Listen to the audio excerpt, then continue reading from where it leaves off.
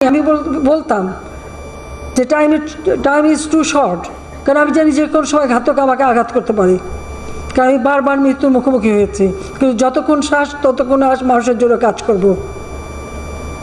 সেই যে 10 বছরের ছেলে আর 8 বছরের মেয়েকে মাতৃস্নেহ বঞ্চিত করে এই দেশের মানুষের আনাচে কানাচে সব ঘুরেছি এবং প্রতিটি জায়গার উন্নতি করেছে। প্রত্যেকটা গ্রাম আজকে শহর হয়ে গেছে, প্রতি ঘরে ঘরে আজকে বিদ্যুৎ দিয়েছি, প্রতিটি মানুষের জীবনমান উন্নত করে দিয়েছি। এটা কি অপরাধ? এটা কি আমার অপরাধ ছিল? আজকে নানাভাবে জাতীয় আন্তর্জাতিকভাবে বাংলাদেশের বদনাম, আর আমি তো আছি, যখন থেকে আসছি তখন থেকেই গালি খাচ্ছি, তো খাচ্ছি, আমি তো পড়া করিনি। আমি জানি, আমার আত্মবিশ্বাস নিয়ে সততা নিয়ে আমি কাজ করে দেশের মানুষের ভাগ্য পরিবর্তন করেছি। এদেশের কৃষক, এদেশের শ্রমিক, এদেশের প্রতিটি মেহনতি মানুষের ভাগ্য পরিবর্তন করেছি।